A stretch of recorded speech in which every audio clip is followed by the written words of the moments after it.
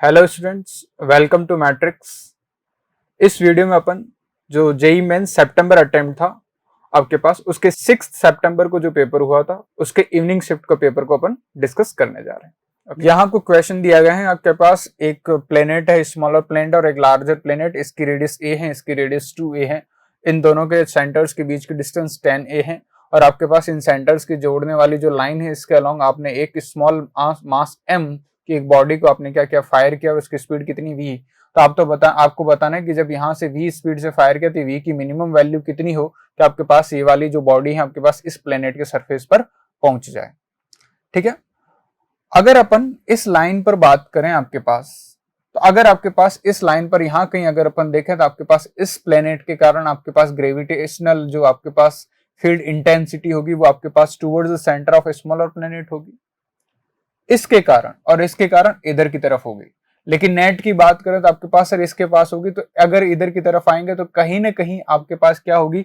इन दोनों को इस लाइन पर, इन दोनों के सेंटर को जोड़ने वाली लाइन पर आपके पास ग्रेविटेशनल आपके पास फील्ड जो है वो क्या होगा, आपके पास 0 होगा। यह मान लिया आपके पास इस जगह पर आपके पास ग्रेविटेशनल जो फील्ड इंटेंसिटी है वो 0 हो गई आपके पास, इसको मैंने बोल दिया पॉइंट P। ठीक है जी, आपके पास यहाँ ग्रेविटेशनल फील्ड इंटेंसिटी कितनी, 0। किसके के कारण, इन दोनों के कारण। ठीक है जी, अब आपके पास अगर अपन बात करें इस P पॉइंट के इधर की तरफ, अगर अपन नेट ग्रेविटेशनल फील्ड इंटेंसिटी देखें तो वो इधर की तरफ, और इस P पॉइंट के इधर की तरफ देखोगे तो नेट ग्रेविटेशनल फील्ड इंटेंसिटी इधर की तरफ। मतलब कि सर अगर इस पार्टिकल को मैं यहां तक पहुंचा दूं या थोड़ा सा इधर की तरफ पहुंचा दूं, उसके बाद तो इसका ग्रेविटेशनल फील्ड क्या करेगा, इसको खींच कर सरफेस पर ले आएगा।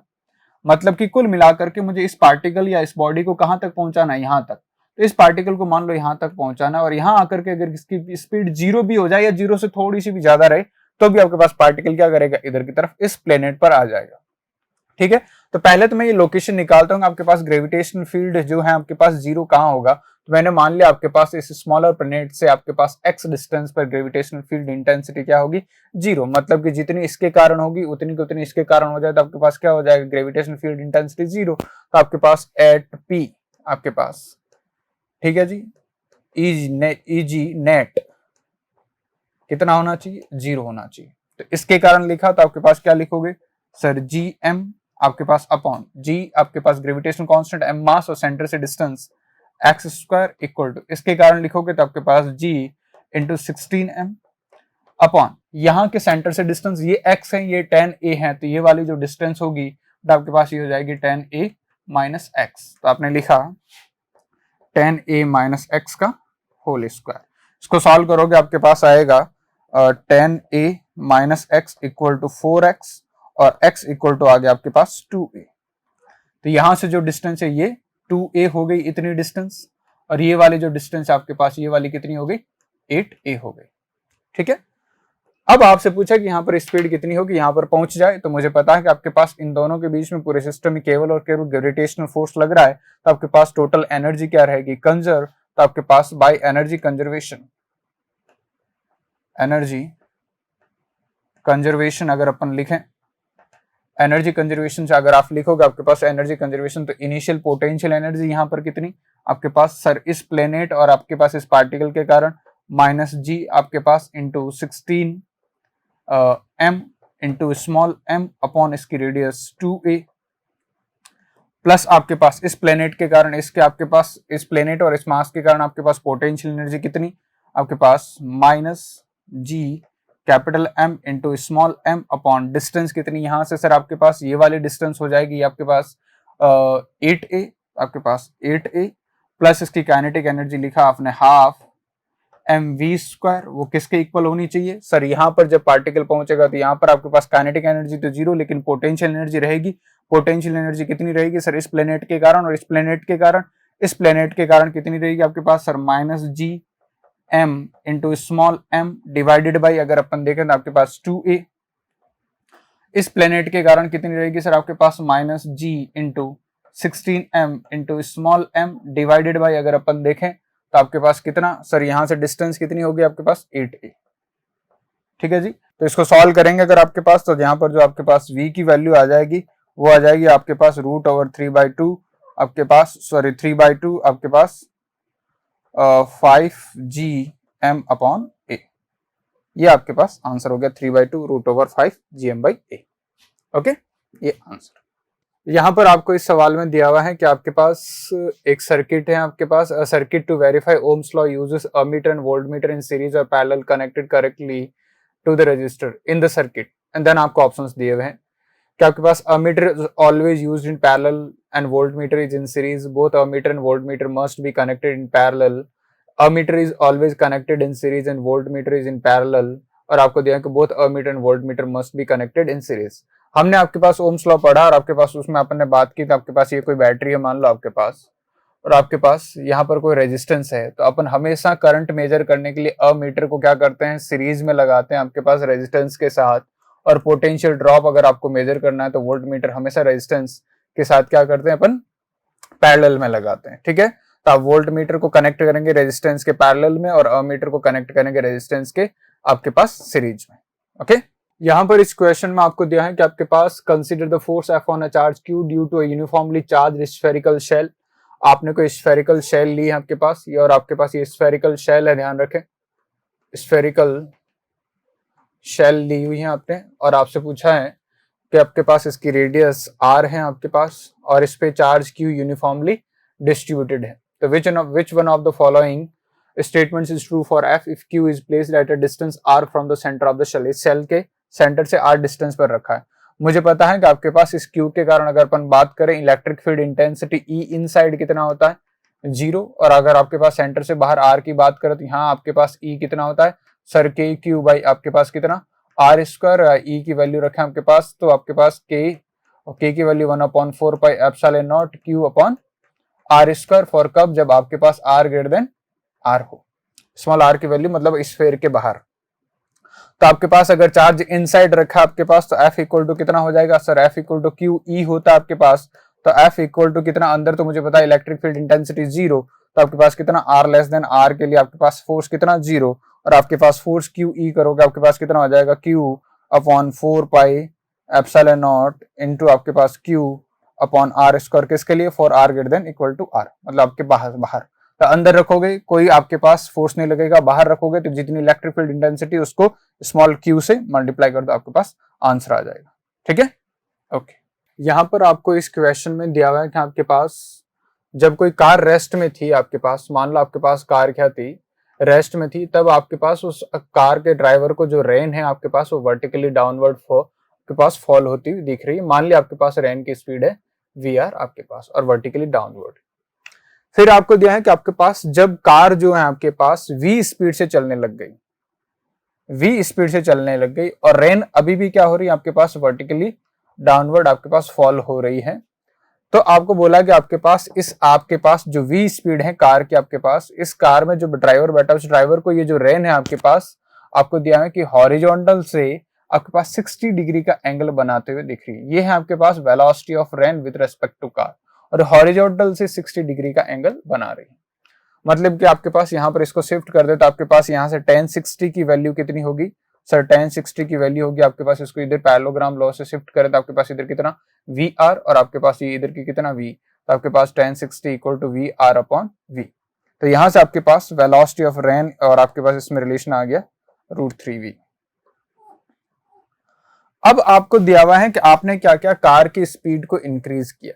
और कार के स्पीड को आपने इंक्रीज किया 1 प्लस बीटा टाइम्स कर दिया। आपने कार की स्पीड को इंक्रीज करके कितना कर दिया 1 प्लस बीटा टाइम्स आपके पास। अब कार की जो स्पीड हो गई 1 plus beta times of V हो गई,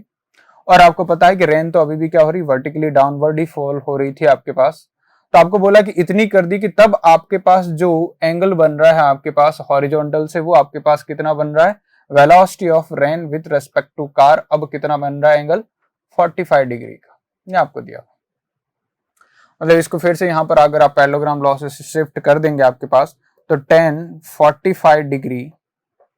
इक्वल टू अगर आप लिखेंगे तो कितना लिखेंगे VR अपॉन दिस, आपके पास कितना आ जाएगा VR upon 1 plus beta times of V equal to, आपको पता tan 45 की वैल्यू 1, यहाँ से VR की वैल्यू यहाँ रखी जा सकती है, तो आपके पास कितना हो गया √3 अपॉन 1 प्लस बीटा, वी से वी कैंसिल हो गया, वी नीचे और आपके पास वी ऊपर और वी नीचे कैंसिल हो गया आपके पास। तो यहां से आया आपके पास 1 plus beta times equal to √3। आपको पता है कि √3 की वैल्यू होती है 1.732, माइनस 1 करोगे तो आपके पास बीटा की वैल्यू हो जाएगी 0.73। ये आपके पास आंसर होगा। ओके, यहाँ पर आपको क्वेश्चन दिया गया है, आपके पास एक सर्किट दिया गया और आपसे पूछा है कि 10 वोल्टेज की बैटरी से कितना करंट फ्लो हो रहा है, आपको निकालना है। तो इस सर्किट में मैंने मान लिया कि आपके पास सर इधर बैटरी से करंट निकला I1, आपके पास इधर गया I1, यहाँ पर आपके पास जंक्शन दिखा तो मुझे पता, मान लिया आपके पास सर इधर की तरफ आपके पास करंट गया I2, तो डेफिनेटली इधर की तरफ गया होगा आपके पास कितना I1 माइनस I2। इसमें से भी I1 माइनस I2, इधर की तरफ भी I1 माइनस I2 आया होगा और इसमें भी करंट आपके पास I1 माइनस I2 आया होगा और यहाँ से I2 करंट आया होगा और यहाँ पर फिर से I1 माइनस I2 और I2 जुड़ करके इधर की तरफ आपके पास कितना हो गया I1। ये बात हो गई। अब आपको इससे करंट बात करनी है आपके पास। मान लिया आपके पास लूप ले लेता हूं मैं, तो A B C D और इसको E बोल दिया और इसको F बोल दिया। अब मैं क्या करूं, आपके पास किरचॉफ साहब का जो लूप लॉ है वो लगा दूं आपके पास। इसमें आपके पास इन लूप कौन सा लूप ले रहा हूं मैं, A B E F A B F E A, आपके पास यहां से लूप ले रहा हूं। ध्यान से देखिए, यहां से चलना स्टार्ट किया, मैं B पर आया, यहाँ पर मैं करंट की डायरेक्शन जा रहा हूं तो पोटेंशियल डिक्रीज होगा, तो क्या लिखूंगा -10 टाइम्स ऑफ करंट जा रहा है I2। यहां से इधर की तरफ आया तो आपके पास करंट है आपके पास I1 और यहाँ पर अगर रेजिस्टेंस की बात करें तो रेजिस्टेंस लिखना आपके पास बेटा ये है 4 ओम। तो यहाँ पर आपके पास जाएगा माइनस, अगर अपन लिखें तो करंट की डायरेक्शन में तो पोटेंशियल ड्रॉप होगा, आपके पास क्या लिखोगे -4 I1। यहाँ पर बात करें F से इधर की तरफ जा रहे हो तो आपके पास नेगेटिव टर्मिनल से पॉजिटिव की तरफ जा रहे हो तो यहाँ पोटेंशियल इंक्रीज होगा, तो आप लिख दिया +10। ठीक है जी, आपने यहाँ से सॉल्व करोगे तो आपके पास हो जाएगा ये 5I2 plus 2I1 equal to 5। ये एक इक्वेशन बन गई। ठीक है जी, इक्वेशन नंबर 1। अब दूसरा लूप लेता हूं मैं, आप चाहें जो भी लूप लें, मैंने आपके पास ये लूप लिया B C D E और आपके पास B लूप लिया आपके पास। In loop B C D E B इसकी बात कर रहा हूं, करंट की डायरेक्शन जा रहा हूं तो पोटेंशियल डिक्रीज होगा, तो क्या लिखूंगा आपके पास -5 टाइम्स I1 माइनस I2। यहां आ रहा हूं, प्लस से माइनस जा रहा हूं तो पोटेंशियल ड्रॉप होगा, डिक्रीज होगा, तो क्या लिखूंगा आपके पास -20। यहां लिखूंगा आपके पास -2 times of I1 minus I2। यहाँ E से F करंट इधर की तरफ जा रहा है, मैं करंट के ऑपोजिट डायरेक्शन जा रहा हूं तो पोटेंशियल इंक्रीज होगा, तो +10 टाइम्स ऑफ I2। इस इक्वेशन को लिखें आपके पास, यहाँ पर रखें आपके पास, आगे सॉल्व करेंगे तो ये 5 और ये 2 हो जाएगा आपके पास -7 times I1 minus I2। 7 times I1 minus I2, यहाँ इक्वल टू 0 रखे, आपके पास -20 एंड आपके पास +10 I2 इक्वल टू 0। तो यहाँ से आपके पास -7 I1 और आपके पास ये हो गया आपके पास I2 7 और आपके पास ये हो गया 17, तो -7 I1 आपके पास ये minus +7 I2 -20 +10 I2 equal to 0। यहां से आपके पास I2 और ये आपके पास हो गया कितना 17 I2 -7 I1 इक्वल टू 20। इसको बोल दिया equation number 2। Equation number 1 and equation number 2 को अगर सॉल्व करोगे, यहाँ से I2 की वैल्यू यहाँ रख दें आपके पास, क्योंकि मुझे I1 फाइंड करना है, तो आपके पास जो I1 की वैल्यू आएगी वो आएगी आपके पास -0.21 एम्पियर। माइनस का मतलब है आपके पास जो आपने डायरेक्शन मानी थी करंट उसके ऑपोजिट होगा, मतलब अपने करंट से इधर की तरफ माना था लेकिन I1 क्या है अपना नेगेटिव आया -0.21 एम्पियर, मतलब करंट इधर की तरफ आएगा। तब डेफिनेटली आपके पास करंट कहां से कहां तक जा रहा होगा, करंट की डायरेक्शन इसमें इधर ना होकर के करंट की डायरेक्शन इधर की तरफ होगी आपके पास इस बैटरी में। तो करंट कहां से कहां जाएगा आपके पास, करंट जाएगा positive terminal to negative terminal. ठीक है जी, तो ये इसका आंसर है। ओके, यहाँ पर आपको क्वेश्चन में दिया गया है आपके फ्लूइड है जो एक हॉरिजॉन्टल पाइप में फ्लो हो रहा, ध्यान रखें आपके पास जो पाइप है वो हॉरिजॉन्टल है, आपके पास हॉरिजॉन्टल पाइप दिया हुआ है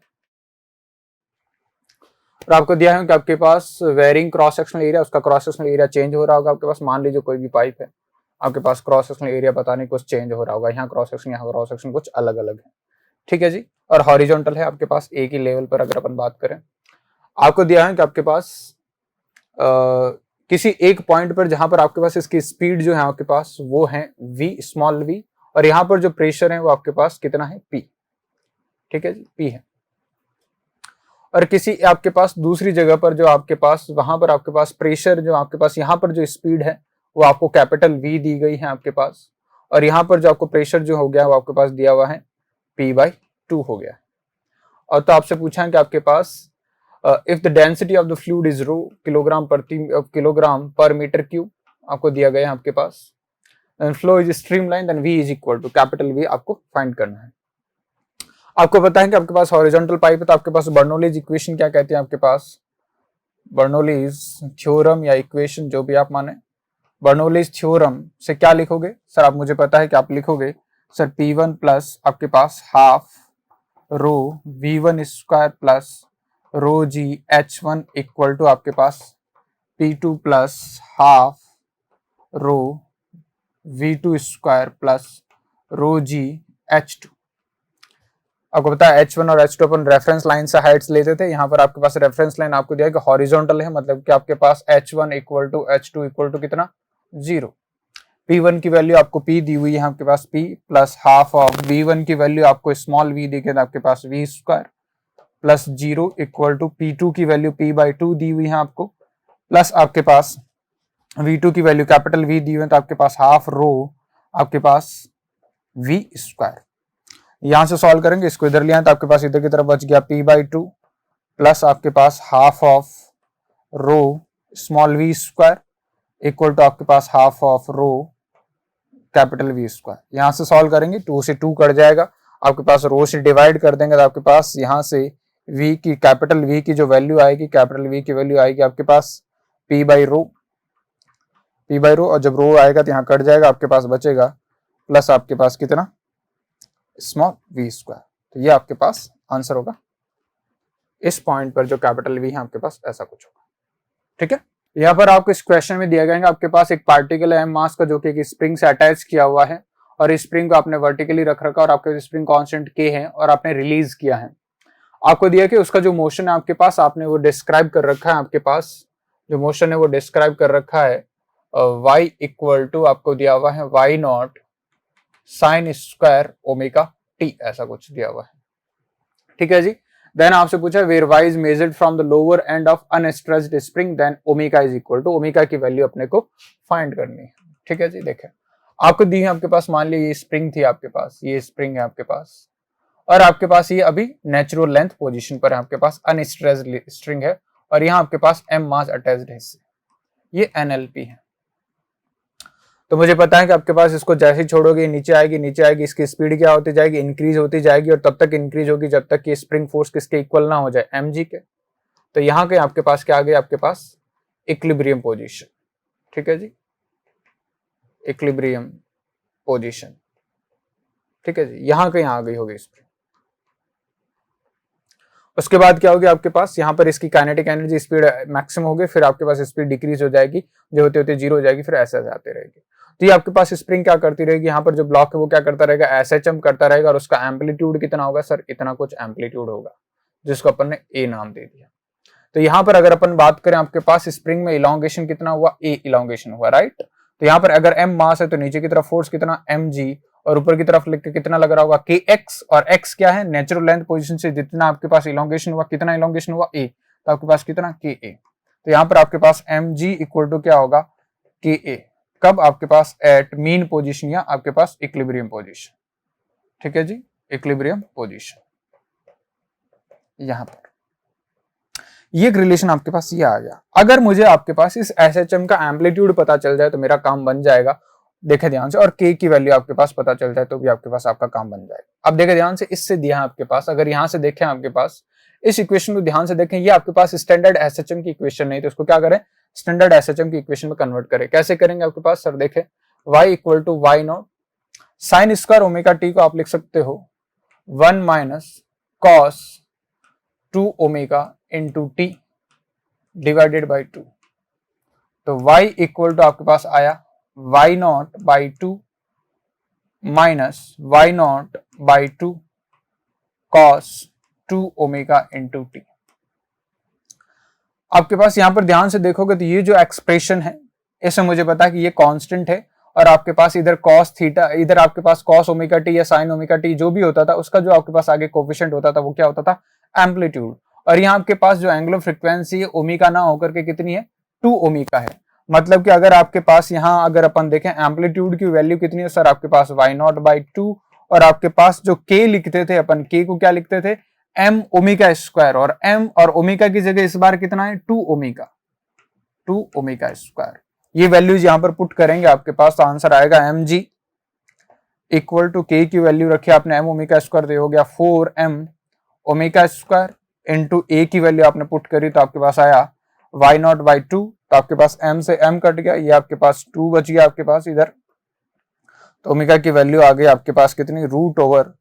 g अपॉन 2 y नॉट। ये आपके पास ओमेगा की वैल्यू होगी। ओके, यहाँ पर आपको इस क्वेश्चन में दिया गया आपके पास एक डबल कॉन्वेक्स लेंस मतलब बाई कॉन्वेक्स लेंस, और आपको दिया कि पावर p है एंड हैज आपके पास same radius of curvature r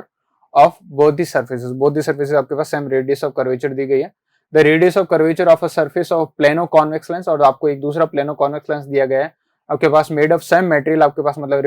refractive index जो होगा सेम होगा दोनों का, और उसकी पावर आपके पास विद पावर 1.5 है, उसकी रेडियस ऑफ कर्वेचर कितनी होगी। पहला तो आपको दिया है कि आपके पास सीधा सीधा आपके पास ये कॉन्वेक्स लेंस है, और आपके पास इसकी पावर की बात करें तो सीधा सीधा आपके पास sir p equal to 1 upon f equal to लिखोगे 1 अपॉन f को सर अपन लिखते हैं mu of lens with respect to surrounding. आपके पास इसका म्यू मान लिया, सराउंडिंग का 1 मान लिया आपने, तो क्या लिखोगे आपके पास -1 इंटू आपके पास लिखते हो 1 अपॉन r1 आपके पास -1 अपॉन r2, तो आपके पास 1 अपॉन r1 -1 अपॉन r2 करोगे, इसका r1 इधर की तरफ आपके पास यहाँ देखोगे तो आपके पास इधर की तरफ आएगा, और इसको सॉल्व करोगे 1 अपॉन r1 -1 अपॉन r2, और आपको दिया है कि आपके पास इसकी भी रेडियस ऑफ कर्वेचर आ रहे हैं, इसकी भी रेडियस ऑफ कर्वेचर आ रहे हैं, तो p इक्वल टू लिखोगे आपके पास म्यू -1 इंटू r1 को आपने r लिखा, r2 को नेगेटिव ऑफ r लिखोगे तो आपके पास ये हो जाएगा 2/r। ये हो गया इक्वेशन 1। अब आपको दिया है कि आपके पास दूसरा जो लेंस है आपके पास वो प्लेनो कॉन्वेक्स लेंस है, आपके पास कुछ ऐसा मान लिया, ऐसा कुछ, और इसकी रेडियस ऑफ कर्वेचर r है, और आपके दिया है कि इसकी जो पावर है वो 1.5 p है, तो 1.5 p इक्वल टू आपके पास इसका जो फोकस होगा वो 1 अपॉन f डैश मान लिया आपने, आपके पास इक्वल टू क्या लिखोगे सीधा सीधा सर म्यू -1 इंटू सेम दिया हुआ आपके पास refractive index mu -1 into 1 upon r1 -1 upon r2, आपके पास यहाँ 1.5 p इक्वल टू आप लिखोगे म्यू -1 इंटू इसकी रेडियस 1 अपॉन r1 की value 1 upon r -1 upon r2 इसका इन्फिनिटी हो जाएगा, तो आपके पास 1 अपॉन इन्फिनिटी 0 हो जाएगा। ये आपके पास इक्वेशन नंबर 1, ये आपके पास इक्वेशन नंबर 2। ठीक है जी, तो आपके पास यहाँ पर पूछा है कि आपके पास इसकी जो रेडियस है वो आपके पास कितनी r डैश है, इसकी रेडियस है जो आपने r डैश मानी, आपके पास इसकी रेडियस कितनी r डैश, तो आपको इसकी रेडियस ऑफ कर्वेचर फाइंड करनी है। ठीक है जी, आपके पास दोनों को डिवाइड कर ले तो 1 upon 1.5 equal to mu -1 cancel हो जाएगा, यहाँ बचेगा 2/r divided by 1 upon r dash. ठीक है जी, इसको आगे सॉल्व करेंगे तो आपके पास r डैश ऊपर आ जाएगा, r इधर चला जाएगा, ये नीचे आ जाएगा 1.5 इंटू 2, तो आपके पास r डैश की वैल्यू जो आई r/3, मतलब कि आपके पास जो प्लेनो कॉन्वेक्स लेंस है जिसका रेडियस ऑफ कर्वेचर आपके पास r डैश माना है, उसकी वैल्यू ये जो बाई कॉन्वेक्स लेंस है उसकी आपके पास 1/3 टाइम्स होगी रेडियस ऑफ कर्वेचर का। ठीक है जी, तो r dash equal to r/3। ओके, यहाँ पर आपको इस क्वेश्चन में एक रॉड दी गई है आपके पास AB जिसकी लेंथ L है, और आपके पास उसकी जो मास डेंसिटी है, लीनियर मास डेंसिटी, वो लैम्डा दी हुई है आपके पास लैम्डा नॉट इंटू 1 + x/L, जहाँ x आपके पास एक एंड A से क्या है डिस्टेंस है, और आपको दिया है कि पूरी रॉड का जो मास है वो m है। देन आपसे पूछेंगे आपके पास देन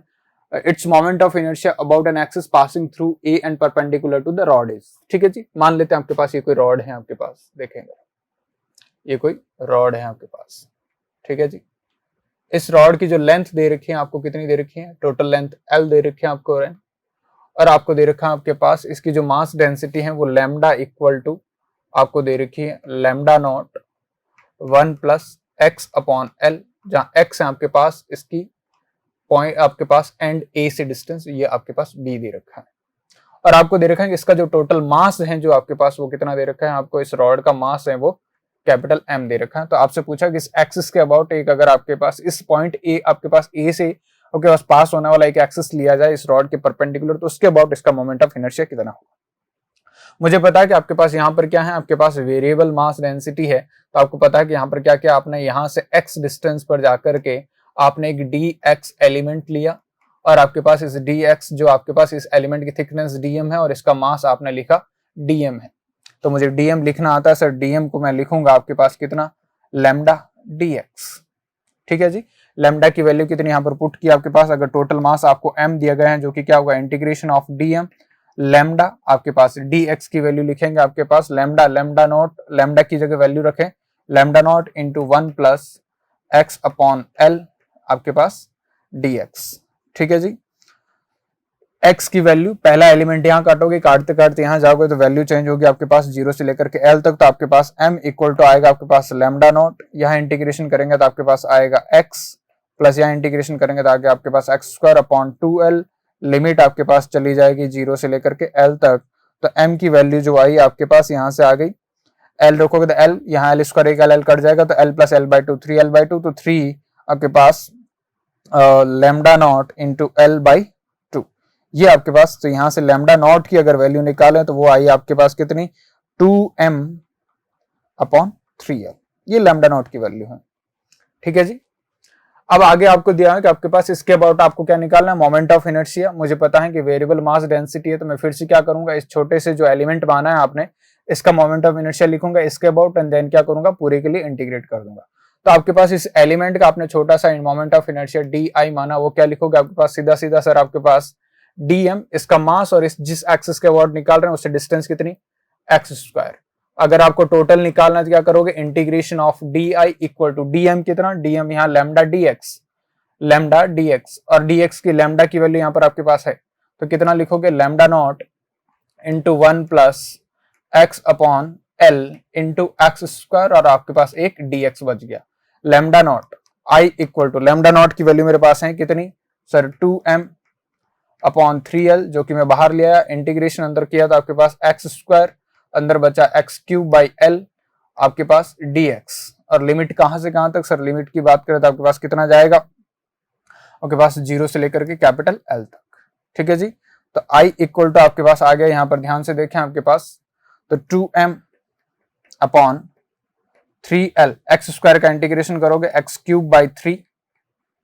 प्लस एक्स की पावर 3 का इंटीग्रेशन करोगे तो x to the power 4 upon 4, x to the power 4 upon 4l, limit आपके पास 0 से l, यहाँ रखोगे तो एल क्यूब बाई 3, यहाँ रखोगे एल की पावर 4 बाई अपॉन 4l, एक एल से एल कट जाएगा आपके पास ऊपर बचेगा L cube by 4, L cube by 3 plus L cube by 4 हो जाएगा 7, एल क्यूब बाई आपके पास 12,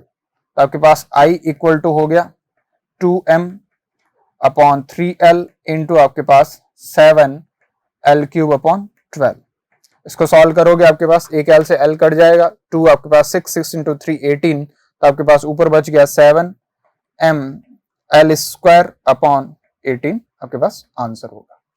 ठीक है, यहाँ पर इस क्वेश्चन में आपको दिया है कि आपके पास 3 आइडेंटिकल आपके पास एक जैसी रॉड्स हैं आपके पास, जिनकी लेंथ और आपके पास area of cross section same है, लेकिन इनकी conductivity K1 K2 and K3 है। और आपको दिएंगे कि आपके पास इस पॉइंट का जो आपके पास टेम्परेचर है वो 100 डिग्री सेंटीग्रेड है, यहाँ पर इस जगह आपके पास 70 डिग्री सेंटीग्रेड है, यहाँ 20 डिग्री सेंटीग्रेड, यहाँ 0 डिग्री सेंटीग्रेड है। आपसे पूछा कि स्टेडी स्टेट में आपके पास, तो आपको K1 K2 और K3 में रिलेशन बताना कि क्या होगा। ठीक है जी,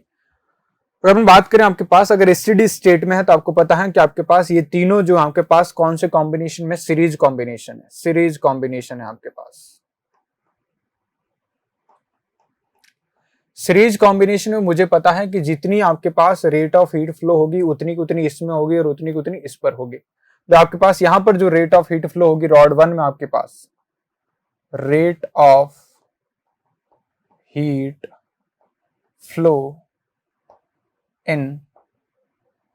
all the rods will be same, इन सब में क्या होगा, rate of heat flow same होगा। तो इस पर लिखते हैं आपके पास heat law, rate of heat law लगाएं। अपन बात करें टेम्परेचर डिफरेंस, अगर रेट ऑफ हीट लॉ की बात करो तो मैं यहाँ लिख देता हूँ आपके पास वो होता है dq by dt equal to आपके पास होता है ka आपके पास डेल्टा थीटा अपॉन आपके पास l। ठीक है जी, के क्या है conductivity, A area cross section, delta theta क्या है टेम्परेचर डिफरेंस, और एल क्या आपके पास डिस्टेंस जिन दो सरफेसेस के बीच में आपके पास क्या हो रही है, हीट फ्लो हो रही है। ठीक है जी, तो इन दोनों के बीच में अगर आप रेट ऑफ हीट फ्लो लगाएं तो आपके पास कितनी आएगी, यहाँ conductivity K1, area of cross section आपने A मान लिया, आपके पास टेम्परेचर डिफरेंस कितना 100 माइनस 70 आपके पास कितना हो गया 30 डिवाइडेड बाय आपके पास लेंथ L। ये कि इतनी कितनी हीट इसमें ही फ्लो हो रही है। यहाँ पर अगर अपन देखें तो आपके पास क्या लिखोगे, कंडक्टिविटी सर K2, आपके पास कंडक्टिविटी K2 होगी, टेम्परेचर डिफरेंस आपके पास 70 माइनस 20 कितना हो गया 50, आपके पास area of cross section A हो गया, और आपके पास लेंथ आपने मान ली L, भाई तीनों की लेंथ सेम दी हुई है। यहां पर बात करें कंडक्टिविटी सर K3, आपके पास टेम्परेचर डिफरेंस की बात करें तो 20 minus 0 20 into area cross section A, और आपके पास लेंथ L, L से L कट गया, A से A कट गया, 0 0 भी कट गया, आपके पास यहाँ बचा 3K1 इक्वल टू आपके पास बचा 5K2 इक्वल टू आपके पास बचा 2K3। ठीक है जी, तो आपके पास यहां पर मान ले कोई कांस्टेंट आपके पास लैम्डा मान ले, इसको पॉजिटिव कांस्टेंट आपके पास ये पॉजिटिव, तो यहां से K1 की वैल्यू आई वो है आपके पास लैम्डा बाई 3, आपके पास K2 की जो वैल्यू आई वो है आपके पास लैम्डा बाई 5, एंड K3 की वैल्यू आई वो है आपके पास लैम्डा बाई 2। ध्यान से देखेंगे तो आपको पता है कि यहाँ लैम्डा बाई 2, यहाँ लैम्डा बाई 5, यहाँ लैम्डा बाई 3 आपके पास, तो K3 की वैल्यू सबसे ज्यादा होगी, देन आपके पास K1 की वैल्यू, एंड देन आपके पास K2 की वैल्यू। फर्स्ट दो ऑप्शंस में देखेंगे तो आपके पास पहला option K1 is greater then K2 is greater then K3, तो नहीं, गलत है आपके पास।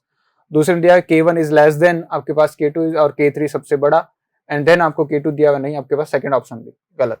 थर्ड और फोर्थ ऑप्शन आते हैं K1 और K2 का आपके पास रेशियो दिया हुआ है, एंड देन आपको K1 एंड K3 का रेशियो, K1 एंड K2 का रेशियो लोगे तो आपके पास कितना आएगा, K1 डिवाइडेड बाई K2 का अगर आप रेशियो लेंगे तो आपके पास आएगा 5/3। ठीक है जी, अगला आपके पास K1 और K3 का रेशियो लेना है, K1 और K3 का आपके पास रेशियो लेंगे, K1 और K3 का रेशियो लेंगे, K1 डिवाइडेड बाई K3 का रेशियो लेंगे तो वो आएगा आपके पास 2/3, वो भी आपके पास नहीं दिया हुआ है। K2 और K3 का अगर अपन देखें आपके पास K2 डिवाइडेड बाई K3 की बात करें तो आपके पास कितना हो जाएगा 5/2। ठीक है जी, तो जिसमें ये रेशियो दिया है वो आपके पास ऑप्शन हो जाएगा। K1 इज टू K3 आपके पास कितना 2/3, एंड K2 आपके पास K2 और K3 का रेशियो आपके पास 5/2। आपके पास K2 एंड आपके पास K3 की आपके पास बात करें तो K2 एंड K3 का आपके पास रेशियो आएगा आपके पास 2/5, सॉरी K2 एंड K3 का आपके पास रेशियो आएगा 2/5। ठीक है जी, ओके। यहाँ पर इस क्वेश्चन में दिया गया कि आपके पास एक स्टूडेंट है जो आपके पास किसी पेंसिल का डायमीटर मेजर कर रहे हैं आपके पास, जो कि क्रॉस आपके पास सर्कुलर क्रॉस सेक्शन का है with the help of vernier scale, और आपको कुछ रीडिंग्स दी गई हैं। रीडिंग्स में ध्यान से देखें, आपके पास रीडिंग्स जो दी गई वो आपको दी गई 5.50 mm, एंड देन आपको दी आपके पास 5.55 mm, 5.55 mm, और कुछ ऐसी और रीडिंग्स आपको दी गई है। ठीक है जी, और आपको दिया है कि इन सब रीडिंग्स का जो एवरेज है आपके पास, जो एवरेज वैल्यू दी गई आपके पास, एवरेज वैल्यू आपको दी गई आपके पास 5.5375, 5.5375 आपके पास वैल्यू दी गई है आपके पास। और जो डिविएशन दिया गया आपके पास, अगर अपन बात करें जो डिविएशन दिया गया आपके पास इस वैल्यू में, वो आपको दिया गया आपके पास मेजर किया गया है 0.07 आपके पास 395 mm।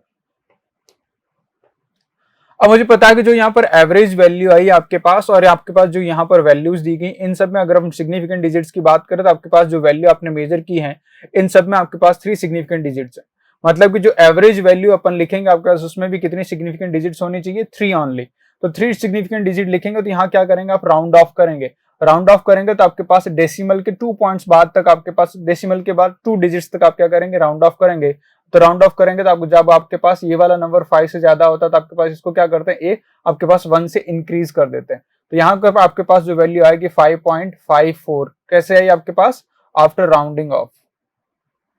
राउंड ऑफ करने के बाद।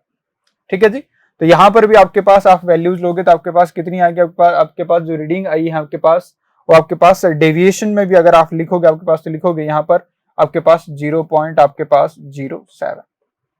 mm। तो आपके पास जो फाइनल आपके पास रिजल्ट लिखोगे, रिकॉर्डिंग जो आप करोगे, आपके पास जो वैल्यू रिकॉर्ड में लिखोगे वो आएगी आपके पास 5.54 और आपके पास डेविएशन प्लस माइनस 0.07 mm। ये वाला आपके पास ऑप्शन क्या होगा, करेक्ट आंसर। ओके, इस क्वेश्चन में आपको दिया गया एक स्क्वायर लूप है आपके पास जिसकी साइड 2a है और आपके पास करंट I कैरी कर रहा है वो, और वो एक्स जेड प्लेन में रखा हुआ है जी,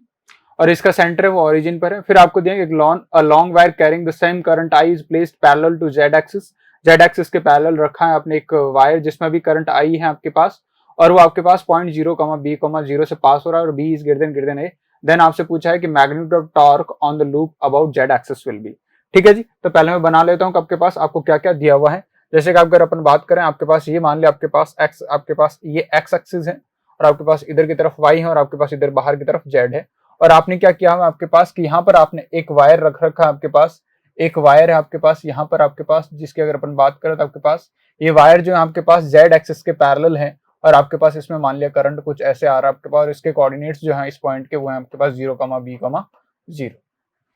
और आपको दिया हुआ है कि आपके पास एक स्क्वायर लूप है आपके पास, जो स्क्वायर लूप है वो एक्स जेड के पैरेलल रखा हुआ है, कुछ एक्स जेड के पैरेलल है, ध्यान रखें आपके पास ये वाला लूप है जो आपके पास एक्स जेड के पैरेलल है, और इसमें करंट की डायरेक्शन अपन मान ली कुछ ऐसी है। ठीक है जी, और इसकी जो साइड है वो कितनी आपको दी हुई है, 2a दी हुई है। अगर अपन बात करें तो आपने इधर की तरफ एक्स एक्सिस माना है, इधर की तरफ y एक्सिस माना है और इधर की तरफ z एक्सिस माना है। ठीक है जी, और आपके पास ये वायर जो आपके पास z एक्सिस के क्या है, पैरेलल है। ठीक है जी, तो फिर आपसे पूछा कि आपके पास इस जो लूप है इस लूप पर आपके पास कितना टॉर्क लगेगा। ठीक है जी, तो अगर आप इसका फ्रंट व्यू बनाएं, आपके पास फ्रंट व्यू बनाएंगे तो आपको कुछ ऐसा दिखेगा। अगर अपन फ्रंट व्यू की बात करें आपके पास, तो सर आपके पास ये हो गया आपके पास y एक्सिस, ये हो गया आपके पास x एक्सिस, और ध्यान से देखोगे तो यहाँ वायर है आपके पास और करंट आपके पास आ रहा है आपके पास, और इधर की तरफ देखें तो आपके पास यहाँ से आपको क्या दिखेंगे, ये लूप की दो साइड्स दिखेगी आपके पास। लूप जो है एक्स जेड प्लेन में रखा हुआ है और आपके पास ये वाली जो साइड है वो आपके इतनी लेंथ a है, ये वाली लेंथ भी कितनी है, a है आपके पास, और यहाँ आपके पास ऐसा कुछ अपन ने इनको रोक दिया। ठीक है जी, मान लिया ये एंगल आपने मान लिया थीटा है, ये एंगल भी थीटा, और यहाँ करंट आपके पास आई आ रहा है। ठीक है जी, तो यहाँ पर अगर अपन बात करें इन पॉइंट्स पर आपके पास ये वाली जो लेंथ आएगी आपके पास, ये वाली लेंथ कितनी है सर, इस पॉइंट के कोऑर्डिनेट्स 0,b,0 है, तो आपके पास ये वाली लेंथ b है, ये वाली लेंथ a है, तो ये वाली जो लेंथ है आपके पास, ये वाली लेंथ आएगी आपके पास √a² प्लस b²। ठीक है जी, तो आपके पास करंट आपने इधर की तरफ माना है इसमें, और इसमें करंट और इधर की तरफ माना, तो यहाँ पर अगर आप मैग्नेटिक आपके पास फील्ड निकालेंगे तो आपके पास जो B की वैल्यू आएगी आपके पास एक वायर के कारण, आपके पास इंफिनिट वायर के कारण जो B की वैल्यू आएगी वो आएगी आपके पास μ0I अपॉन आपके पास 2 आपके पास परपेंडिकुलर डिस्टेंस कितनी है आपके पास √a² प्लस b²। ये हो गया आपके पास मैग्नेटिक फील्ड। इस मैग्नेटिक फील्ड के कारण अगर आप देखेंगे आपके पास, तो मैग्नेटिक फील्ड के कारण इस जो वायर है और इस वायर, ये वाला वायर और ये वाला वायर, इन पर क्या लगेगा आपके पास, फोर्स लगेगा, और वो फोर्स लगेगा आपके पास इधर की तरफ मैग्नेटिक फोर्स लगेगा। ठीक है जी, L क्रॉस B से करें, IL क्रॉस B से F वेक्टर की डायरेक्शन, और यहां पर बात करेंगे तो आपके पास जो फोर्स लगेगा वो इधर की तरफ लगेगा, मैग्नेटिक फोर्स। ठीक है जी, ये एंगल थीटा था आपके पास, ये एंगल भी थीटा आएगा आपके पास, और इधर की तरफ कंपोनेंट आएगा आपके पास कितना, F cos थीटा, और इधर आपके पास ये एंगल थीटा है, तो इधर की तरफ आपके पास कंपोनेंट आएगा कितना, F cos theta, F cos theta. इधर की तरफ आएगा F sin थीटा, और आपके पास इसका आपके पास बात करेंगे आपके पास F cos थीटा, और इधर की तरफ आएगा आपके पास F sin थीटा। ठीक है जी, अब आपके पास अगर अपन बात करें जो टॉर्क की बात करें, तो आपके पास जो टॉर्क होगा अगर आप ध्यान से देखेंगे तो आपके पास इस F cos थीटा, ये जो है आपके पास इस साइड के परपेंडिकुलर, और ये F cos थीटा भी क्या साइड के परपेंडिकुलर है, जो कि क्या कराएगा, इसको रोटेट करवाएगा। तो जो टॉर्क आएगा वो किसके कारण आएगा, F के कारण, और F कितना होता है आपके पास सर, IL क्रॉस B। तो यहाँ से जो F की वैल्यू आएगी आपके पास, वो आएगी आपके पास I, आपके पास लेंथ जो है आपके पास वो 2a है आपके पास, 2a इंटू आपके पास मैग्नेटिक फील्ड। तो टॉर्क की बात करें तो आपके पास जो टॉर्क लिखोगे जेड एक्सिस के अबाउट, आपके पास F cos थीटा इंटू ए, और आपके पास F cos थीटा इंटू ए, तो आपके पास लिखोगे आपके पास सीधा सीधा टॉर्क आएगा आपके पास F cos theta into 2a, ये टॉर्क आ जाएगा। तो टॉर्क की वैल्यू यहाँ पर अगर आपके पास एफ की वैल्यू रखें आपके पास, तो एफ की वैल्यू आपके पास आई इंटू 2a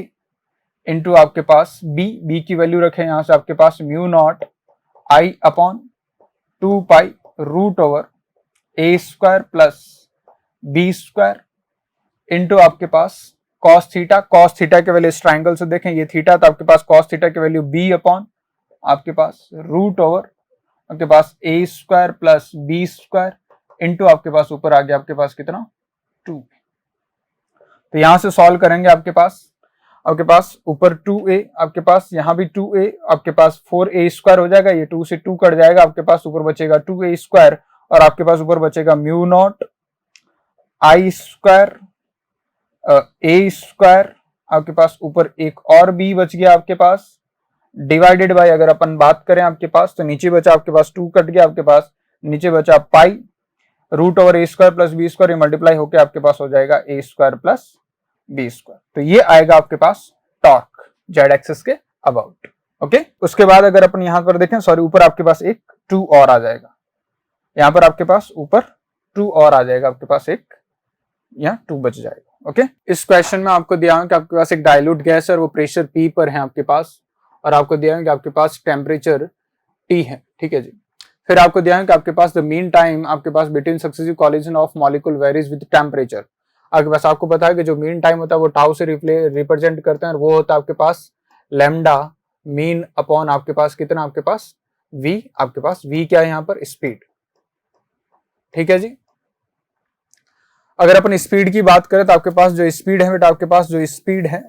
वो आपके पास टेम्परेचर के क्या होती है, डायरेक्टली आपके पास रूट के डायरेक्टली प्रोपोर्शनल। आपके पास VRMS आप देखें तो आपके पास रूट ओवर 3 kT/m लिखते हैं अपन, तो आपके पास डायरेक्टली प्रोपोर्शनल, तो टाउ जो होगा आपके पास क्या होगा, आपके पास inversely proportional to root T. ये आपके पास आंसर होगा आपके पास टाइम ऑफ रिलेशन, जो आपके पास मीन टाइम बिटवीन टू आपके पास कॉलिजन्स जो होता है। ओके, आपके पास जो टाउ होगा वो inversely proportional to root over t. यहाँ पर आपको इलेक्ट्रोमैग्नेटिक वेव का क्वेश्चन दिया गया है। आपके पास एक इलेक्ट्रोमैग्नेटिक वेव है जिसका आपके पास मैग्नेटिक फील्ड है वो कुछ इस प्रकार से दिया गया है कि आपके पास B vector equal to 1.2 into 10⁻⁷ sine 0.5 into 10⁻³ plus 1.5 into 10⁻11 T K cap और इंटू टेस्ला। के कैप का मतलब आपके पास जो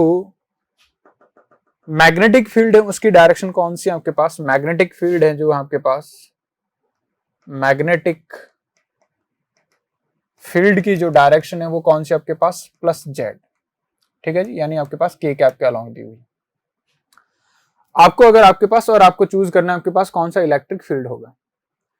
मुझे पता है कि अगर आपके पास इलेक्ट्रिक फील्ड आपके पास और आपके पास इलेक्ट्रिक फील्ड मैग्नेटिक फील्ड और आपके पास स्पीड ऑफ लाइट में अगर रिलेशन की बात करें तो वो होता है E equal to B into C या C इक्वल टू E/B। तो यहां से आपके पास जो मैग्नीट्यूड आएगा आपके पास इलेक्ट्रिक फील्ड का आपके पास E naught equal to B naught into C. यहाँ बी नॉट की वैल्यू कितनी अगर अपन देखें तो आपके पास ये क्या होगा, आपके पास मैग्नेटिक फील्ड का एम्पलीट्यूड, तो आपके पास कितना, आपके पास बी नॉट की वैल्यू 1.2 इंटू 10⁻⁻7 इंटू आपके पास कितना सी की वैल्यू 3 इंटू 10⁻8। तो आपके पास आंसर आ गया यहाँ से 1.2, ये आपके पास 3.6, आपके पास 36 वोल्ट पर मीटर। ये तो आपके पास इलेक्ट्रिक फील्ड का मैग्नीट्यूड आया है। तो अगर आप लिखेंगे आपके पास इक्वेशन, और पहली बात यहाँ पर ध्यान से देखें, अब आपके पास इलेक्ट्रोमैग्नेटिक वेव कौन सी डायरेक्शन में जा रही है सर, देखें ना आपके पास यहाँ पर देखें आपके पास ये समथिंग इंटू एक्स प्लस आपके पास 1.5 इंटू 10⁻11 ये समथिंग इंटू टी। अगर आप वेव्स में ध्यान से देखें तो यहाँ x का कोफिशिएंट भी पॉजिटिव, यहाँ t का कोफिशिएंट भी पॉजिटिव। जब x और t के कोफिशिएंट आपके पास दोनों पॉजिटिव होते हैं तो आपके पास जो वेव मूव करती है वो आपके पास नेगेटिव x डायरेक्शन में। तो यहाँ लिख देते हैं आपके पास इलेक्ट्रोमैग्नेटिक, आपके पास electromagnetic wave is moving in negative x direction, मतलब कि आपके पास माइनस आई कैप के अलोंग। ठीक है जी, ओके। तो आपको अगर इलेक्ट्रिक फील्ड की डायरेक्शन देनी है आपके पास, तो इलेक्ट्रिक फील्ड की डायरेक्शन की अगर अपन बात करें तो मुझे पता है कि इलेक्ट्रोमैग्नेटिक वेव की जो डायरेक्शन दी जाती है, इलेक्ट्रोमैग्नेटिक वेव की जो डायरेक्शन दी जाती है, डायरेक्शन ऑफ इलेक्ट्रोमैग्नेटिक वेव जो दी जाती है वो आपके पास हमेशा होती है E क्रॉस B के अलोंग। ठीक है, इसके अलोंग होती है E क्रॉस B के अलोंग। अब आपके पास E आपके पास किस डायरेक्शन में हो कि उसका B के साथ आप क्रॉस प्रोडक्ट करो तो आपके पास वो माइनस आई कैप आ जाए, और आपको B ऑलरेडी कितना पता है आपके पास K कैप। ठीक है जी, तो आपके पास मुझे पता है कि वैसे तो E और B क्या होते हैं एक दूसरे के परपेंडिकुलर, E B और आपके पास जो प्रोपगेशन होता है एक दूसरे परपेंडिकुलर, लेकिन ये आपके पास ये कंडीशन भी फुलफिल होनी चाहिए। तो अगर अपन E वेक्टर की डायरेक्शन की बात करें, अगर आपके पास E वेक्टर की डायरेक्शन देखे ध्यान से, आपके पास E क्रॉस B क्या आना चाहिए, आपके पास E क्रॉस B आपके पास माइनस आई कैप आना चाहिए, और B वेक्टर जो आपके पास ऑलरेडी क्या है K कैप, B कैप की डायरेक्शन ऑलरेडी K कैप के आपके पास इसको, और आपके पास यहां पर मुझे पता चल गया कि E वेक्टर जो आपके पास या तो सर आपके पास आई कैप के अलोंग तो आपके पास क्या है इलेक्ट्रोमैग्नेटिक वेव, बी वेक्टर है आपके पास वो जेड एक्सिस के अलोंग है, के कैप के आपके पास अलोंग है, तो ई कैप की जो डायरेक्शन होगी या तो वो सर आपके पास प्लस जे कैप होगी या फिर आपके पास माइनस जे कैप होगी। मतलब कि अगर जे क्रॉस के करूं तो क्या माइनस आई आ रहा है, जे क्रॉस के करते हो तो बेटा आपके पास वो होता है प्लस आई कैप, मतलब कि ये तो नहीं हो सकता। आपके पास यहां माइनस जे क्रॉस के करोगे तो आपके पास डेफिनेटली क्या आ जाएगा आपके पास माइनस ऑफ आई कैप, मतलब कि आपके पास जो इलेक्ट्रिक फील्ड की डायरेक्शन होगी वो किसके अलोंग होगी माइनस जे कैप के अलोंग। तो आपके पास अगर ई वेक्टर आपको लिखना है तो एम्पलीट्यूड ऑफ इलेक्ट्रिक फील्ड आपके पास एम्पलीट्यूड आप निकाल चुके हो 36 इंटू आपके पास ये पूरा डेटा वापस से साइन आपके पास कितना 0.5 into 10 to the power 3x plus 1.5 into 10 to the power 11t, और आपके पास जो डायरेक्शन की बात करेंगे J cap minus of J cap, तो माइनस मैंने आगे लिया है यहाँ पर आपके पास जे कैप, आंसर हो जाएगा आपके पास वोल्ट पर मीटर। तो ये वाला जो आंसर है आपके पास सही हो जाएगा आपका। ओके, यहाँ पर इस क्वेश्चन में आपको दिया है कि आपके पास assuming the nitrogen molecule is moving with RMS velocity at T, आपके पास टेम्परेचर दिया हुआ है कितना 400 केल्विन। ठीक है जी, और आपको दिया है कि आपके पास आपको फाइंड करना the de Broglie wavelength of nitrogen molecule is close to, और आपको दिया है कि मास ऑफ जो आपके पास नाइट्रोजन है वो दिया हुआ है आपको कितना 4.64 into 10 to the power 4.64 into 10 to the power minus 26 kilogram, और आपके पास आगे दिया हुआ है आपके पास जो प्लैंक कांस्टेंट है वो आपको दिया हुआ h इक्वल टू दिया हुआ है 6.63 into 10 to the power minus 34 आपके पास joule into second, and then आपको बोल्ट्जमान कांस्टेंट दिया हुआ आपके पास k की वैल्यू दी है 1.38 इंटू 10 टू द पावर आपके पास माइनस 23 आपके पास जूल पर केल्विन, ये आपको डेटा दिया हुआ है। और आपसे पूछा उस नाइट्रोजन मॉलिक्यूल है वो टेम्परेचर टी पर है आपके पास, और आपके क्या कर रहा मूव कर रहा है, तो उसकी आपको डी ब्रोगली वेवलेंथ निकालनी। हमें पता है कि लैम्डा जो आपके पास अगर कोई पार्टिकल है उसका मोमेंटम p है, तो आपके पास जो उसका डी ब्रोगली वेवलेंथ दी जाती है वो दी जाती है h अपॉन p से, और lambda equal to h upon p को काइनेटिक एनर्जी की टर्म्स में लिख सकते हो 2 into mass into kinetic energy. h आपको पता है, m पता है, काइनेटिक एनर्जी ऑफ आपके पास नाइट्रोजन मॉलिक्यूल नहीं पता आपको, तो काइनेटिक एनर्जी की अपन बात करें आपके पास नाइट्रोजन मॉलिक्यूल की काइनेटिक एनर्जी लिखेंगे तो वो लिखेंगे आपके पास F/2 kT पर मोल। अब F के आपके पास डिग्रीज ऑफ फ्रीडम, अब वैसे तो यहाँ पर डिग्रीज ऑफ फ्रीडम आपके पास कितनी होती है नाइट्रोजन मॉलिक्यूल के लिए, सर आपके पास नाइट्रोजन मॉलिक्यूल यहाँ पर डाइएटॉमिक है तो उसके लिए F कितनी होनी चाहिए 5, लेकिन यहाँ पर अपन कंसिडर करेंगे कौन सी आपके पास ओनली ट्रांसलेशनल काइनेटिक एनर्जी, क्योंकि आपके पास रोटेशन के कारण तो आपके पास कोई डी ब्रोगली वेवलेंथ होती नहीं है। ठीक है जी, तो इसलिए आपके पास यहाँ काइनेटिक एनर्जी लिखेंगे आपके पास, और ट्रांसलेशन के कारण कितनी होती है काइनेटिक एनर्जी सर 3 टाइप 3, तो आपके पास जो डिग्रीज ऑफ फ्रीडम 3 होती है 3/2 kT। ठीक है जी, ये काइनेटिक एनर्जी होगी, ये वैल्यू यहाँ रखेंगे आपके पास lambda equal to h upon p आपके पास तो 2 m इंटू काइनेटिक एनर्जी लिखोगे 3/2 आपके पास kT, आपको kT और m और h की वैल्यू रखोगे तो लैम्डा की वैल्यू जो आपके पास नियर अबाउट आएगी वो आएगी आपके पास 0.24 एंगस्ट्रॉम, ये आपके पास आंसर होगा। ओके, यहाँ पर आपको क्वेश्चन दिया गया है, आपके पास एक पार्टिकल है m1 जो कि आपके पास वेलोसिटी से मूव कर रहा है, आपके पास ये कोई m1 पार्टिकल है और इसकी वेलोसिटी दी हुई है आपको, मान लिया आपके पास u1 वेलोसिटी, और ये u1 वेलोसिटी दी हुई है आपको √3 प्लस आपको दी हुई है j कैप। ठीक है जी, मीटर पर सेकेंड ये दी हुई है आपके पास पहला। आगे दिया है collides with another particle b आपके पास ये पार्टिकल ए हो गया आपके पास, और ये पार्टिकल बी के साथ कोलाइड करता है आपके पास, जिसका मास आपने m2 ले लिया, और आपके पास विच इज एट रेस्ट, आपके पास अगर इसकी इनिशियल वेलोसिटी की बात करें तो u2 कितना आपके पास 0। ठीक है जी। अब आपको दिया है कि let v1 and v2 be the velocities of particle a and b after collision. After collision अगर अपन बात करें, आफ्टर कॉलिजन आपको दिया हुआ है कि आपके पास जो a पार्टिकल है उसकी वेलोसिटी आपके पास हो जाती है v1, और जो b पार्टिकल है उसकी वेलोसिटी हो जाती है v2। देन आपको v1 की वैल्यू भी दी गई है आपके पास, कि v1 की जो वैल्यू है वो है आपके पास i cap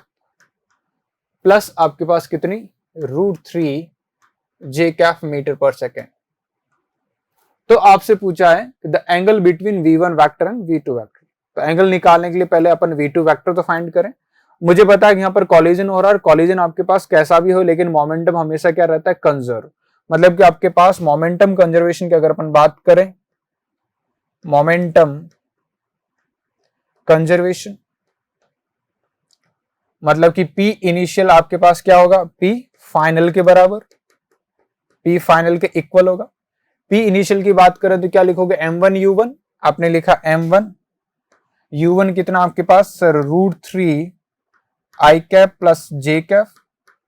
plus m2 u2, u2 0 है तो मतलब आपके पास 0 equal to m1 v1, m1 v1 आपको दे रखा है कितना i cap plus √3 j cap plus m2 v2, m2 v2। आपको एक और रिलेशन दे रखा है कि आपके पास इफ m1 इक्वल टू आपको दे रखा है 2m2,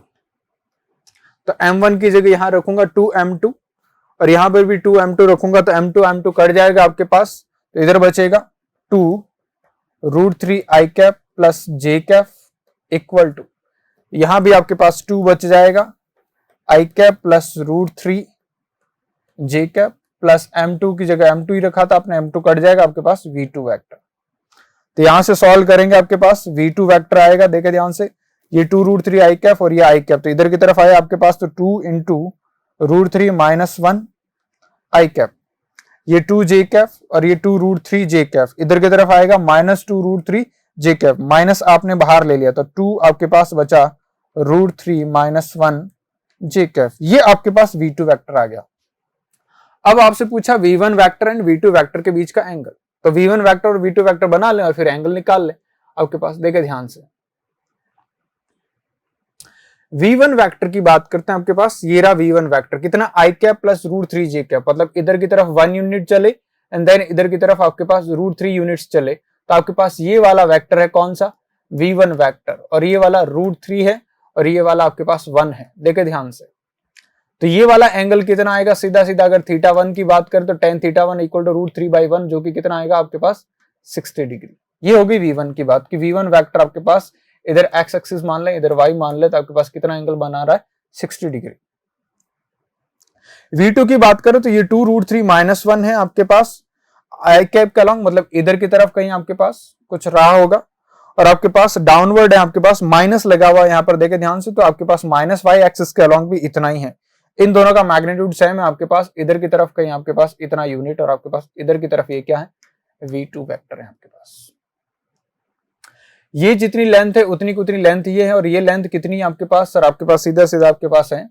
2 इंटू √3 माइनस 1, और ये वाली भी लेंथ है आपके पास 2 इंटू √3 माइनस 1। इस एंगल को आपने मान लिया आपके पास, ये वाला जो एंगल है बेटा आपने मान लिया θ2, इसको सॉल्व करोगे तो θ2 की वैल्यू आएगी आपके पास कितनी sir 45 degree, tan 45 equal to आपके पास ये अपॉन ये 45 डिग्री। ठीक है जी, कि tan 1 आएगी tan θ2 की वैल्यू और θ2 कितना आ जाएगा 45 डिग्री, ये आपके पास θ2 हो गया।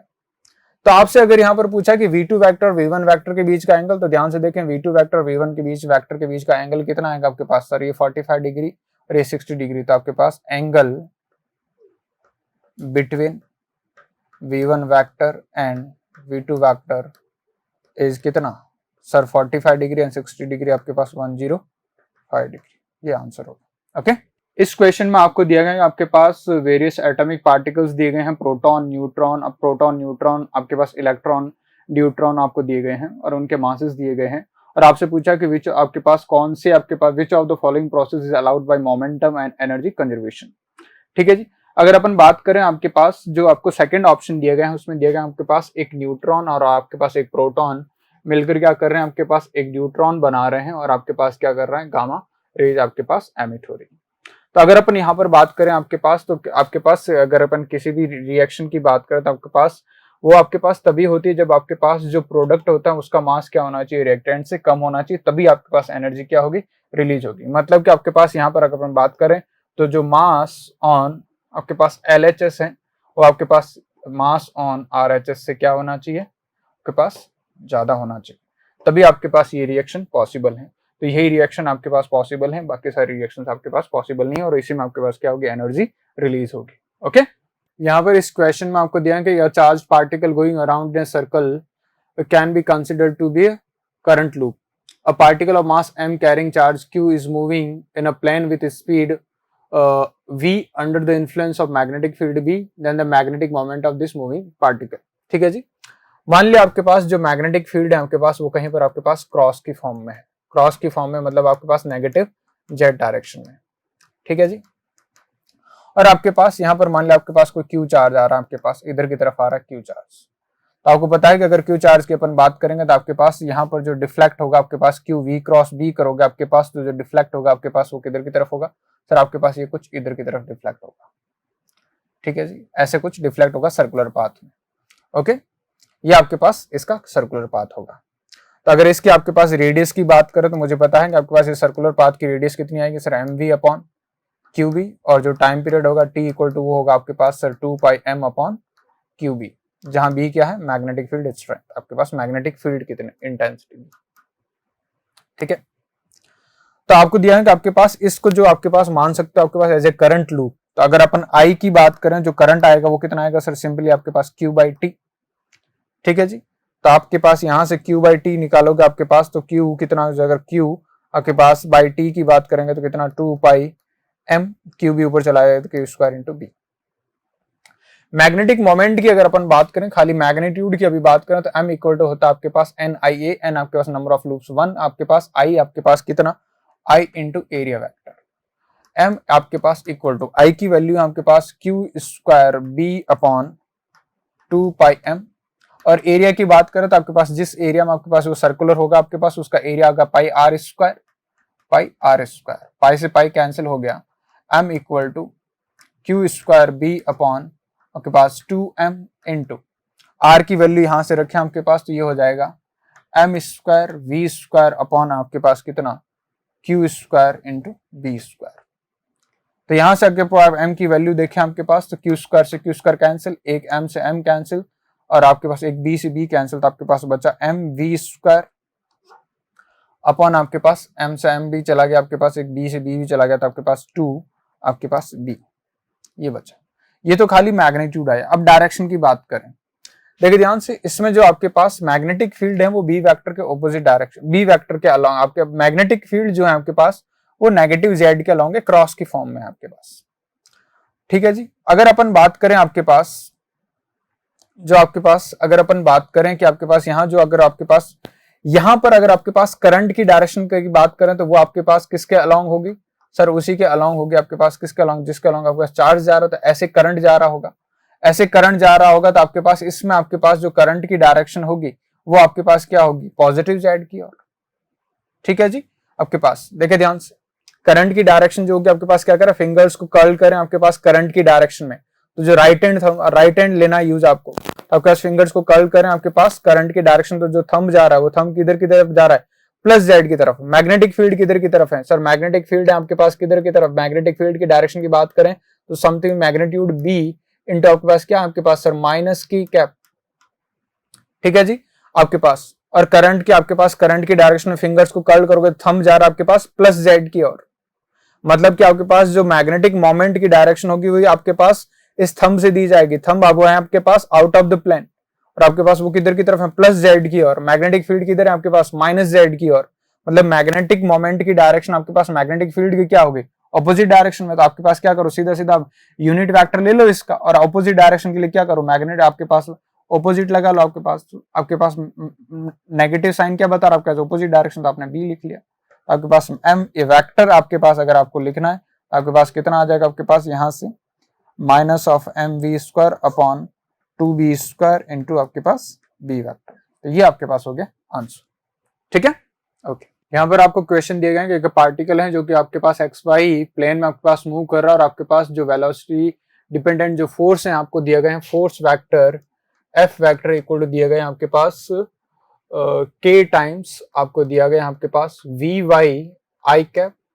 Plus V X J cap, ये फोर्स दिया गया है आपको। और आपको दिया गया है कि आपके पास जो वेलोसिटी है आपके पास अगर अपन लिखें तो वी वेक्टर की बात करें वो आपके पास जो वी एक्स और वी वाई आपके पास वेलोसिटी के X and Y directional components, तो V vector can be written as V X I cap plus V Y J cap, ये बात होगी, ठीक है जी। देन आपको नीचे 4 ऑप्शंस दिए गए हैं आपके पास क्वालिटी आपके पास quantity V cross A is constant आपके पास इन टाइम, और ये सारे ऑप्शंस दिए गए, ऑप्शंस चेक करते हैं। अगर अपन बात करें आपके पास सर फोर्स को आपके पास मान लिया पार्टिकल का मास m रहा होगा तो इसको लिखा जा सकता है a vector equal to k by M V Y I cap plus V X J cap. a vector को मैं लिख सकता हूं आपके पास डी वी एक्स आपके पास upon D T I cap by acceleration का x component D V X by D T I cap plus D V Y by आपके पास डी टी जे कैप, ठीक है जी, इक्वल टू आपने लिखा k upon M V Y I cap plus V X J cap. दोनों की तरफ आपके पास कंपेयर करेंगे तो आप लिख सकते हैं D V X by D T equal to K by M V Y, and इसको लिख सकते हो D V Y upon D T equal to आपके पास के बाई एम वी एक्स। तो इन दोनों को आपके पास डिवाइड करेंगे तो आपके पास आएगा D V X upon D V Y equal to V Y upon V X. इसको लिख सकते हो आप वी एक्स को इधर ले आए, इधर ले आए और आपके पास करेंगे तो आपके पास आएगा V X D V X equal to V Y D V Y. Integration करते हैं दोनों तरफ और आपके पास इसको इधर ले आए तो इसको लिख सकते हो V X square by 2 minus V Y square by 2 equal to integration constant C. ये आपके पास एक रिलेशन हो गया, ठीक है। देन आते हैं आपके पास पहले ऑप्शन पर, आपको दिया है कि क्वालिटी आपके पास quantity v cross a, v cross a की बात करते हैं आपके पास v cross a vector. v vector कितना है आपके पास सर, v वेक्टर आपके पास v vector V X I cap V Y J cap आपके पास, तो V X I cap plus V Y J cap cross a vector आपके पास कितना k by M V Y I cap plus V X J cap, ये हो गया। तो यहां से v क्रॉस a फाइंड करें, आपके पास k बाई एम बाहर आ गया, देखे ध्यान से, V X I cross I zero हो जाएगा, वी एक्स स्क्वायर और आपके पास आई क्रॉस जे होता है आपके पास k कैप, तो ये हो गया आपके पास वी एक्स स्क्वायर, ठीक है जी। आगे k कैप आपके पास आ गया इधर, वी वाई जे क्रॉस यहां वी वाई स्क्वायर और जे क्रॉस आई होता है आपके पास माइनस के कैप, ठीक है जी। तो आपके पास यहां हो गया minus of V Y square K cap, J cross J करोगे जीरो हो जाएगा, तो यहां से v क्रॉस a की वैल्यू आई आपके पास कितनी sir k by M into आपके पास V X square minus V Y square K cap. ध्यान से देखें, अपन यहाँ प्रूव कर चुके हैं कि V X square minus V Y square by 2 equal to constant, तो इसकी वैल्यू रखोगे तो 2c, और c क्या आपके पास कांस्टेंट, ये आपके पास, ठीक है जी। तो v क्रॉस a की वैल्यू जो आ गई आपके पास कितनी आ गई आपके पास 2ck आपके पास by m into k cap, 2 constant c constant k constant m constant, मतलब कि आपके पास, और मतलब कि इसका मतलब v क्रॉस a भी क्या आपके पास कांस्टेंट, टाइम पर डिपेंडेंट ही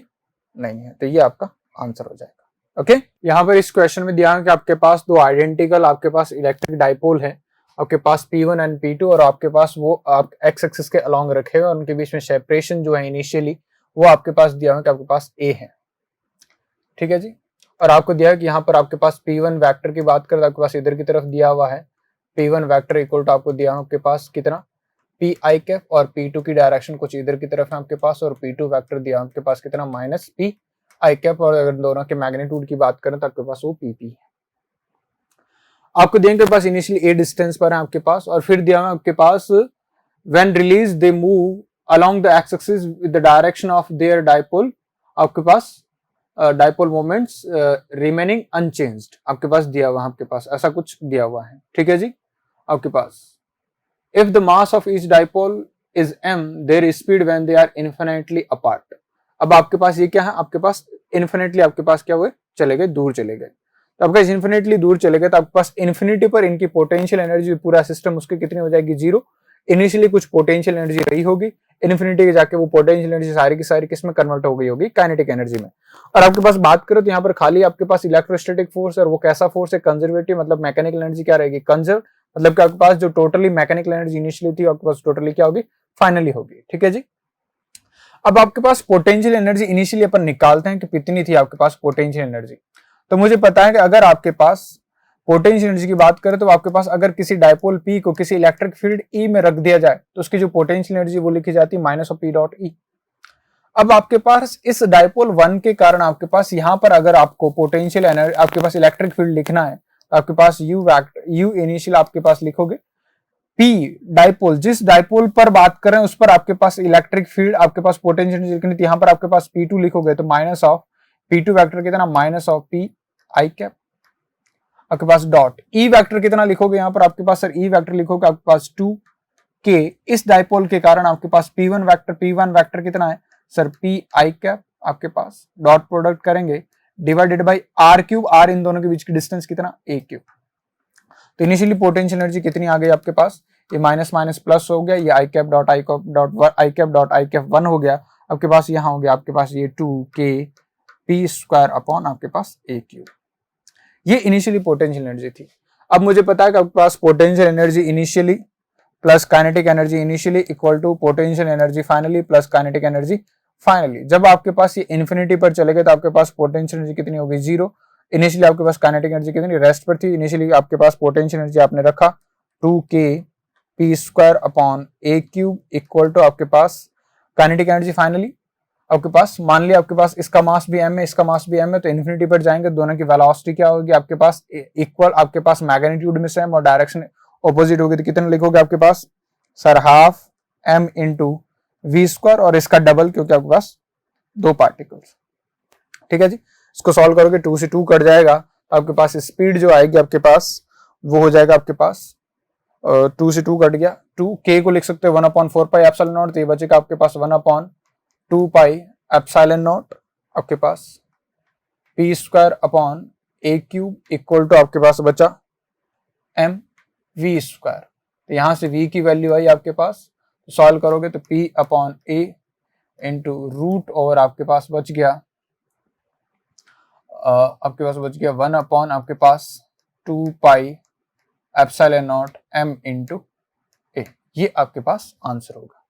ओके यहाँ पर आपको देखें कि एक LR सीरीज सर्किट है और उसमें जो पावर है आपके पास वो 400 वॉट डिसिपेट हो रही है आपके पास, और जो सोर्स है आपके पास वो 250 वोल्टेज का और उसकी फ्रीक्वेंसी 50 हर्ट्ज है। आपको देंगे जो पावर फैक्टर है सर्किट का वो 0.8 है, और आपको दिया कि in order to bring the power factor to unity, मतलब पावर फैक्टर को 1 लाना, तो आपके पास क्या करते हैं सीरीज में आपके पास एक कैपेसिटेंस लगा देते हैं उस LR के। तो आपको पूछ रहा है कि आपके पास C की जो वैल्यू है वो n/35 माइक्रोफेरेड से दी जाती है, तो n की वैल्यू होगी। ठीक है जी, तो आपको दिया है कि पहले LR सर्किट दिया है, देखे ध्यान से आपके पास पहले LR सर्किट की बात करते हैं। LR सर्किट दिया हुआ है आपके पास, उसकी जो पावर है आपके पास उसकी बारे में अगर अपन बात करें तो आपके पास जो पावर दी है आपको वो 400 वॉट दी हुई है जी। और इसका जो आपके पास पावर फैक्टर दिया हुआ, पावर फैक्टर होता है cos फाई को अपन लिखते हैं R/Z इक्वल टू अगर अपन बात करें तो आपको दिया हुआ है 0.8। ठीक है जी, और जहां Z अपने को पता है कि वो होगा सर रूट ओवर आपके पास RL सर्किट के लिए आपके पास R स्क्वायर प्लस आपके पास XL स्क्वायर। ठीक है जी, और आपको दिया है कि आपके पास जो वोल्टेज है आपके पास V की बात करें तो वो आपके पास 250 वोल्टेज है आपके पास। यहाँ पर अगर आपके पास जो VRMS की बात करें तो वो आपके पास 250 वोल्टेज और फ्रीक्वेंसी की बात करें तो वो 50 हर्ट्ज। ओके, पावर की बात करें तो अगर आप जो पावर लिखते हैं बेटा आपके पास वो पावर लिखते हैं आपके पास VRMS का square upon Z into cos five. ठीक है जी, VRMS into IRMS into cos five, IRMS को लिख सकते हो आप VRMS बाई Z। तो यहां से आपके पास पावर दिया हुआ आपको 400 इक्वल टू VRMS का आपके पास VRMS Z की वैल्यू लिखोगे आपके पास 250 का whole square divided by Z into cos five की वैल्यू आप डालेंगे 0.8। तो यहां से जो आपके पास Z की वैल्यू आएगी वो आएगी आपके पास कितनी 125 ओम। Z की वैल्यू वापस यहां रखेंगे आपके पास तो R बाई Z, तो आपके पास R इक्वल टू आ जाएगा आपके पास 125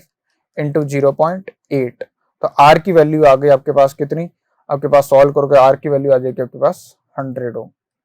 ये R की वैल्यू हो गई। ठीक है जी,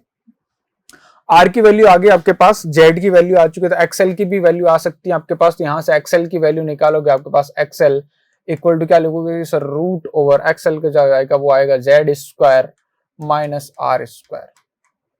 तो XL यहां पर वैल्यू रखोगे, Z की वैल्यू रखोगे 125 का स्क्वायर माइनस आपके पास 125 का स्क्वायर माइनस R 100 का स्क्वायर। इसको सॉल्व करोगे तो आपके पास XL की वैल्यू आ जाएगी आपके पास, वो आएगी 75 ओम। ये XL की वैल्यू आ गई। अब आपको क्या करना है कि ये जो LR सर्किट था उसमें आपके पास क्या करना है, आपको पावर फैक्टर को 1 करना है। और वहां आपके पास पावर फैक्टर अगर अपन RLC सर्किट की बात करें, आपके पास RLC सर्किट पावर फैक्टर को 1 करना है, मतलब कि आपके पास cos फाइव आपके पास वहां पर आपके पास cos फाइव को क्या करना है, 1 करना है। ठीक है जी, मतलब कि आपके पास वहां जो cos फाइव आप लिखते हैं R upon Z, cos five R upon Z की वैल्यू होती है आपके पास कितनी, R square plus XL minus XC का होल स्क्वायर। इसको 1 करना cos फाइव को, मतलब आपके पास R अपॉन ऊपर भी R नीचे भी R होना चाहिए, इसको R की इक्वल करोगे, मतलब XL इक्वल टू क्या करना है XC, XL equal to XC, और XC को आप लिखते हो 1 अपॉन ओमेगा C। ध्यान से देखें, XL की वैल्यू आपके पास 75। तो यहां से आगे सॉल्व करेंगे आपके पास, तो C की वैल्यू आएगी आपके पास 1 अपॉन ओमेगा को लिखोगे 2 पाई f की वैल्यू दे रखी 50 हर्ट्ज, तो आपके पास 2 पाई f को 2 से मल्टीप्लाई करोगे तो 100 और आपके पास 2, तो 200 पाई इंटू आपके पास 75। ये हो गया आपके पास 2 पाई f, सॉरी f आपके पास है तो यहाँ 100 हो जाएगा। f आपके पास 50 हर्ट्ज है तो 50 इंटू 200। C की वैल्यू आई आपके पास 1 अपॉन 7500 आपके पास पाई। C आपको इक्वल दे रखा है सर n अपॉन 3 माइक्रोफेरेड, तो इसको रखा आपने n अपॉन 3 पाई माइक्रोफेरेड, मतलब आपके पास 10 to the power minus 6। n की वैल्यू कैलकुलेट करनी है आपको, तो यहां से सॉल्व करोगे, एक पाई से पाई चला जाएगा, तो n आ जाएगा आपके पास 3 into 10 to the power 6 divided by 7500। तो n की वैल्यू जो आ जाएगी वो आ जाएगी आपके पास 400। ये आपके पास क्या होगा, डिजायर्ड आंसर। ओके, यहाँ पर आपको ABCDE आपके पास एक साइक्लिक प्रोसेस दिया गया है, और आपको P और V का ये जो आपके पास ग्राफ दिया हुआ है, उससे आपसे पूछा है कि आपके पास इस प्रोसेस में आपके पास कितनी आपके पास एफिशिएंसी होगी। एफिशिएंसी हमें पता है कि सर एफिशिएंसी जो होती है आपके पास वो होती है टोटल वर्क डन, ठीक है जी, अपॉन आपके पास हीट सप्लाइड के आपने कितनी हीट सप्लाई की इनटू आपके पास 100%। ये आपके पास फॉर्मूला होता है। ये आपके पास साइक्लिक प्रोसेस है और आपके पास ये पीवी साइकिल है आपके पास, और हमें पता है कि आपके पास इसमें अगर आपको वर्क डन फाइंड करना है तो क्या करो, आपके पास इस लूप का आपके पास क्या करो, एरिया फाइंड कर लो। तो सीधा सीधा आपके पास वर्क डन, तो आपके पास सीधा सीधा यहाँ आ जाएगा कि वर्क डन की बात करें तो सर आपके पास इसका एरिया बात करोगे तो ये वाली साइड आएगी आपके पास 3P0 माइनस आपके पास यहाँ पर P0 है बेटा आपके पास 3P0 minus P0, 3P0 minus P0 करोगे तो ये वाली साइड है आपके पास 2P0, ये वाली हाइट आएगी आपके पास 2P0, और आपके पास ये वाली लेंथ आएगी 2V0 माइनस V0, आपके पास ये V0। तो आपके पास जो एरिया आ जाएगा आपके पास वो आ जाएगा ट्वाइस ऑफ P0 V0। ठीक है जी, ये हो गया आपके पास, यहां पर पी नॉट है, ध्यान रखें। अब आपसे पूछा है कि आपके पास हीट सप्लाइड की बात करनी। अब आपको ये पता होना चाहिए कि कौन कौन सी प्रोसेस में हीट सप्लाई हो रही है। देखिए ध्यान से, अगर अपन बात करें प्रोसेस ए से बी की, अगर अपन बात करें ए बी प्रोसेस की, अगर अपन बात करें ए बी प्रोसेस कैसा है sir, volume constant isochoric process. Isochoric process में कोई वर्क डन नहीं होगा। आइसोकोरिक प्रोसेस में आपके पास क्या हो रहा है, प्रेशर इंक्रीज हो रहा है। प्रेशर इंक्रीज हो रहा है तो टेम्परेचर इंक्रीज हो रहा है, और आपके पास डेल्टा क्यू क्या लिखोगे सर, डेल्टा क्यू सिंपली लिखेंगे आपके पास ए बी में सर, आपके पास आइसोकोरिक प्रोसेस है तो क्या लिखोगे, NCV delta T. Delta T की आपके पास टेम्परेचर डिफरेंस। पॉइंट ए पर अगर आप टेम्परेचर निकालें, देखिए ध्यान से, आपके पास पॉइंट ए पर आपके पास अगर टेम्परेचर निकालें, टी ए अगर आप लिखोगे temperature at point A, PV equal to NRT से, यहां प्रेशर कितना पी नॉट, वॉल्यूम कितना वी नॉट, तो आपके पास टेम्परेचर कितना आएगा सर, आपके पास P naught V naught upon N R. लगे हाथ में बी पर भी टेम्परेचर की बात कर लेता हूं, टेम्परेचर एट बी आप लिखोगे तो कितना आएगा आपके पास सर, यहाँ प्रेशर है 3 पी नॉट, वॉल्यूम है वी नॉट, आपके पास हो जाएगा 3 P naught V naught upon N R. और टेम्परेचर एट सी भी मैं बात कर लेता हूं आपके पास सर, टेम्परेचर एट सी की बात करें तो कितना आपके पास, pressure 3 P naught, volume 2 V naught, आपके पास हो गया 6 P naught V naught upon N R. ये हो गया। तो delta Q equal to NCV delta लिखा मैंने ए से बी प्रोसेस में, आपके पास आइसोकोरिक प्रोसेस के कारण। और आपके पास डेल्टा क्यू अगर आप लिखोगे N number of moles, CV अगर अपन लिखे आपके पास मोनो एटॉमिक गैस है तो आपके पास एफ आर बाई 2 और एफ की वैल्यू 3 मोनो एटॉमिक गैस के लिए, तो आपके पास कितना एन, आपके पास सीवी को मैं एक बार लिख देता हूं F R by 2 into delta T. तो आपके पास डेल्टा क्यू की जो वैल्यू आएगी आपके पास प्रोसेस ए बी में, एफ की वैल्यू 3, तो एन इंटू आपके पास 3 आर बाई 2, और डेल्टा टी ए से बी की बात करें तो बी पर जो टेम्परेचर है और ए पर जो टेम्परेचर है उनको एक दूसरे को सब्ट्रैक्ट करो, बी और ए को सब्ट्रैक्ट करोगे आपके पास कितना आएगा, आपके पास यहाँ 3 PV naught by N R, यहाँ 2 PV naught upon N R, आपके पास सब्ट्रैक्ट करोगे आपके पास आएगा 2 PV naught P naught V naught upon N R. तो यहाँ जो डेल्टा क्यू आया वो आया आपके पास कितना सर, आपके पास आ गया आपके पास सीधा सीधा आपके पास एफ बाई 2, आपके पास 2 से 2 कट गया तो आपके पास 3 पी नॉट वी नॉट। ये किस में है, ए बी में। अगला प्रोसेस बी से सी की बात करते हैं, आपके पास बी से सी की प्रोसेस की बात करें तो आपके पास प्रेशर क्या है, कांस्टेंट, और आपके पास वॉल्यूम इंक्रीज हो रहा था, आपके पास ये कौन सा आपके पास जहां पर आपके पास प्रेशर कांस्टेंट है, आपके पास आइसोबारिक आपके पास क्या हो गया प्रोसेस। आइसोबारिक प्रोसेस में आपके पास डेल्टा क्यू जो लिखते हो वो लिखते हो आप एनसीपी डेल्टा टी। तो आपके पास डेल्टा क्यू जो यहां पर आया वो आया आपके पास एन की जगह एन, सीपी लिखते हो आपके पास F by 2 plus 1, F by 2 plus 1, F by 2 plus 1 into R into delta T. देखो ध्यान से,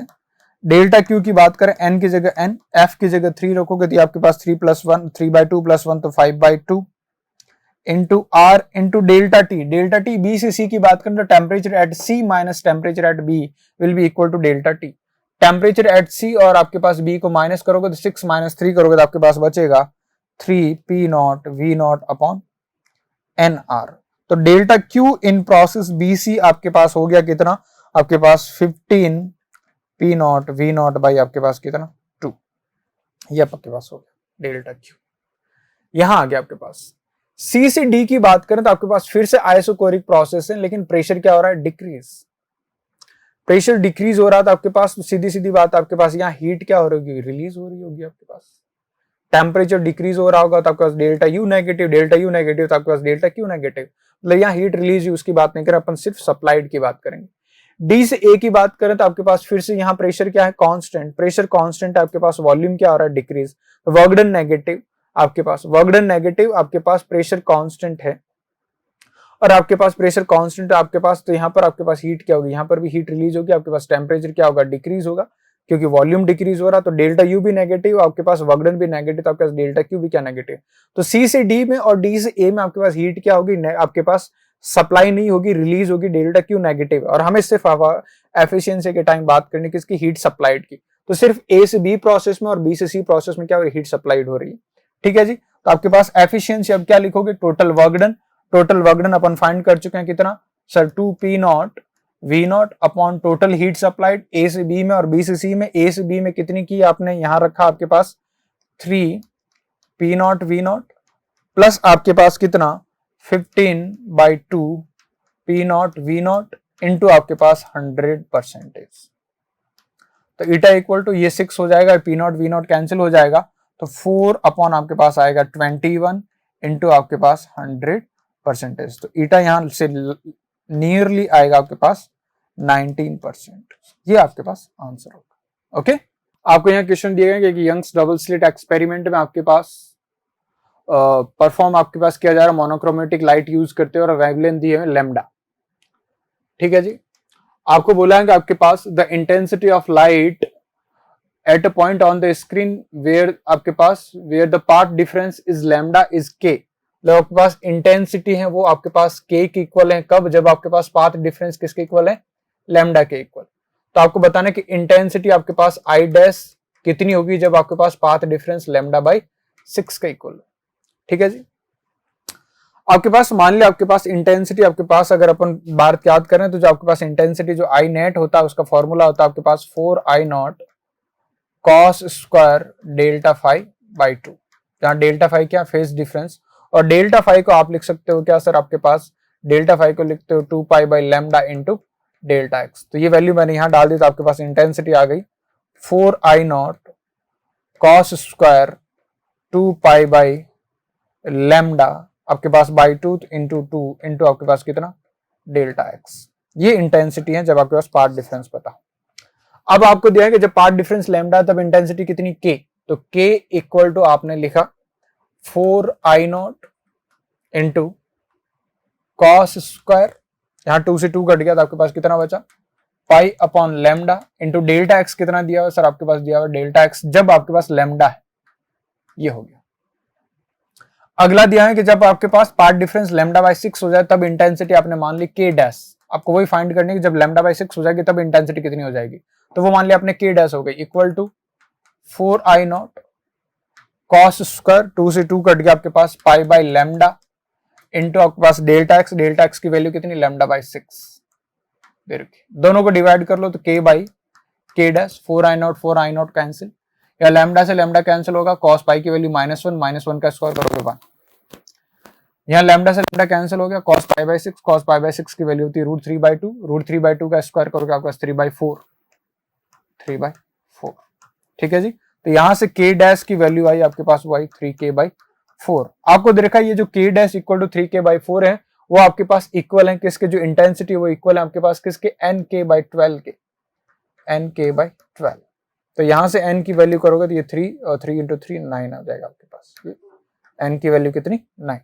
ओके, इस क्वेश्चन में आपको एक characteristic of a transistor given है आपके पास, और आपके पास दिया है कि आपके पास जब आपके पास VCE की वैल्यू 10 वोल्टेज है तब आपको आपके पास IC की वैल्यू 4 मिली एम्पियर है, और तब आपके पास बीटा AC फाइंड करना है आपको। ठीक है जी, अगर अपन बीटा AC की बात करें तो आपके पास बीटा AC जो लिखोगे आपके पास वो होता है आपके पास delta IC upon delta IB। तो VC की वैल्यू जब आपके पास 10 वोल्टेज है तो आप क्या करें? आपके पास ग्राफ से किसी भी आपके पास करस्पॉन्डिंग टू 2 IB की वैल्यूज ले, उनका चेंज देखें, और उनके करस्पॉन्डिंग आपके पास क्या करें? IC की 2 वैल्यूज ले और उनका चेंज देखें। तो यहां पर आपके पास बात करें, आपके पास जब IB की वैल्यू ग्राफ से देखें आपके पास 10 वोल्टेज की करस्पॉन्डिंग आपके पास जब IB की वैल्यू 20 माइक्रो एम्पियर है तब आपके पास IC की वैल्यू 3 मिली एम्पियर है। सिमिलरली आपके पास जब आपके पास 10 वोल्टेज VCE की वैल्यू के लिए जब IB की वैल्यू 30 माइक्रो एम्पियर है तब आपके पास IC की वैल्यू 4.5 मिली एम्पियर है। तो यहां से अगर अपन डेल्टा IC देखें तो डेल्टा IC का जो चेंज हुआ यहाँ पर वो चेंज हुआ देखें ध्यान से 4.5 - 3 मिली एम्पियर डिवाइडेड बाई आपके पास IB में जो चेंज हुआ वो आपके पास कितना हुआ? 30 - 20 आपके पास माइक्रो एम्पियर।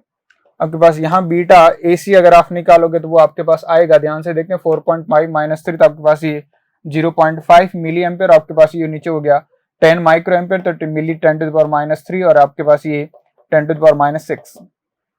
ये आपके पास हो गया 10⁻3, ये आपके पास बचा 10⁻²। आपके पास आंसर आएगा आपके पास कितना? 4.5 - 3 करोगे तो ये 1.5 आएगा आपके पास।